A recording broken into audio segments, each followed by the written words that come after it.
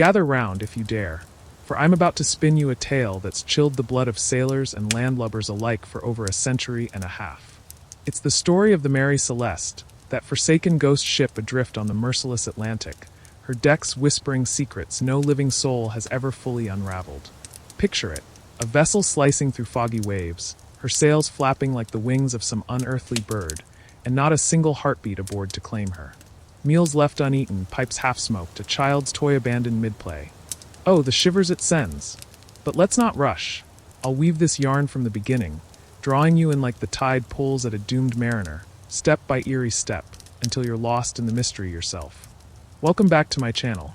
I am Shadow, and to those of you who doesn't know me, my channel is for creepy, mysterious stories.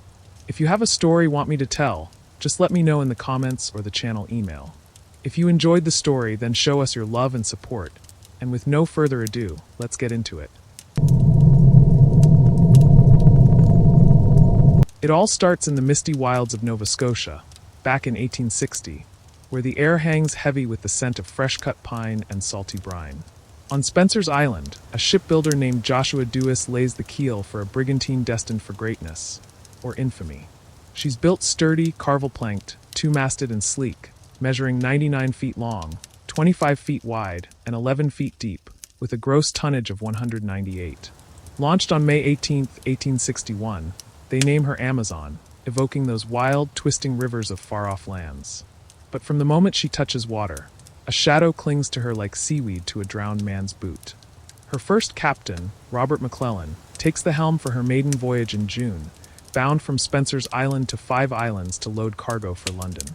The sea is calm at first, but fate's got a cruel twist in store. McClellan falls gravely ill with pneumonia, his coughs echoing through the cabins like a death rattle. On June 19th, just days out, he breathes his last, and they commit his body to the deep, the waves swallowing him whole as if hungry for more. John Nutting Parker steps up as captain, steering her onward, but the Amazon's curse isn't done. Off Eastport, Maine, she snarls herself in fishing weirs, her hull gouged and repairs eating into profits like a parasite. Then, crossing the English Channel, disaster strikes again. She rams another brig, sinking it outright and shattering her own bow like fragile glass. Limping into port, she's patched up, but whispers spread among the crews. This ship's bad luck, haunted by the ghost of her first captain, perhaps, or marked by some darker force. For the next few years, she hauls cargo through the West Indies under Parker until 1863, then William Thompson till 1867. Trade routes buzz with her name, but always with a wary glance over the shoulder. Come October 1867, a savage storm howls in off Cape Breton Island, slamming her aground at Cow Bay like a giant's fist. She lies there, beached and broken, waves pounding her sides as if trying to claim her for the abyss. Salvaged by a local named Alexander McBean in Glace Bay, she's sold off cheap in November 1868 to an American, Richard Haynes, for just $1,750. Haynes sinks another $8,825 into fixing her up, re-registers her in New York, and rechristens her Mary Celeste, a name meant to invoke heavenly protection, but oh, how it would mock that intent. Ownership flips like a coin in a gambler's hand. Seized by creditors in 1869, auctioned to a group headed by James H. Winchester.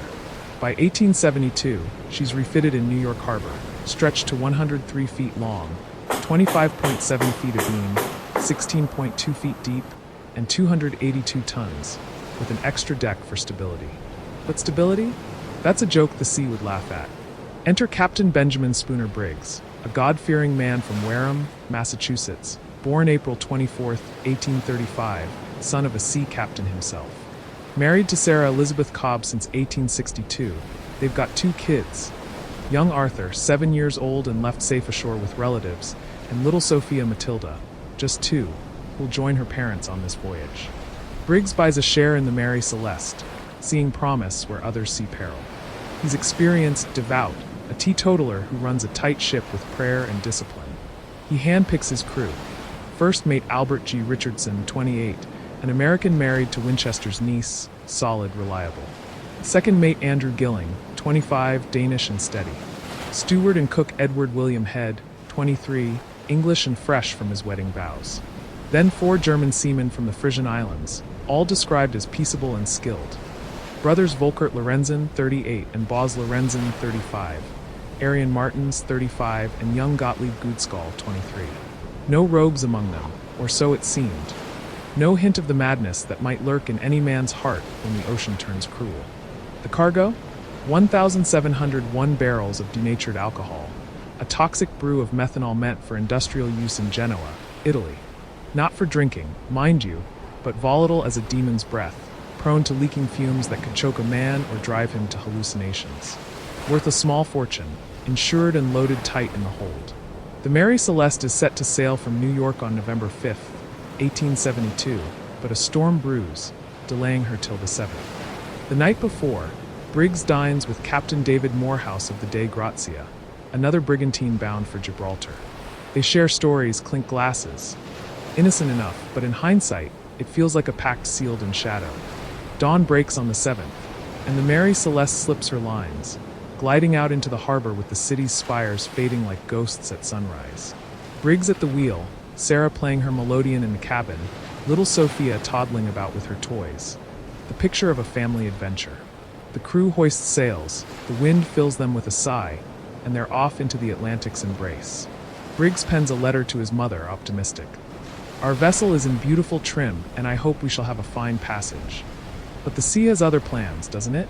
Always does. Days blend into nights, the ship pitching through swells that growl like beasts below. The logbook tracks their progress.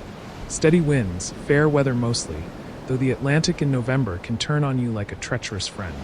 By November 24th, they're nearing the Azores, the island's shadowy outlines teasing on the horizon. The last full entry, on the 25th, pins them at 37 degrees 1 minute north, 25 degrees 1 minute west, just 6 miles off Santa Maria Island. Eastern Point bears SSW. Briggs notes, the weather holding. But then nothing. The pen stops, the pages blank as a dead man's stare. What happened next? That's where the creep sets in, wrapping around your spine like icy fingers. Imagine the scene, perhaps a strange rumble from the hold, fumes seeping up like spectral mist, making eyes water and heads spin. Or a sudden squall, waves rearing like monsters from the deep. Maybe a whisper in the wind, calling names that aren't there. Whatever it was, panic grips them. The lifeboat gone, davits swung out, rope hacked with an axe in frantic haste. They abandon ship, all 10 souls. Briggs, Sarah, Sophia, the mates, the steward, the Germans. Into the yawl they pile, tying it to the Mary Celeste perhaps, intending to ride out some perceived doom. But the sea snaps the line, or a gust whisks the mother ship away, leaving them adrift in a tiny boat on an endless ocean, waves swallowing their cries as hunger and thirst claim them one by one. Meanwhile, the Mary Celeste sails on alone, her decks empty but alive with eerie normalcy. Sails partially set, tattered as if clawed by unseen hands. The galley stove holds a meal half-cooked, chicken and potatoes, steam long gone, but the pot still warm? No, cold now, abandoned mid-preparation. In the captain's cabin, the bed unmade, as if Briggs rose in alarm. His sword missing from its scabbard, drawn for defense against what? Phantoms? Sarah's sewing machine stands ready, a vial of oil upright beside it, thread waiting for a hand that never returns. Her melodeon silent, sheet music open to a hymn that praises deliverance. Little Sophia's toys scattered, a slate nearby scrawled with Fanny my wife. Childish script, perhaps her attempt at words, or a cryptic message from beyond. The hold, 3.5 feet of water sloshing, not enough to sink her, but enough to unnerve. The cargo barrels mostly intact, but 9 empty, leaked? Exploded in some fume-driven blast without fire? The binnacle compass shattered, glass like broken teeth.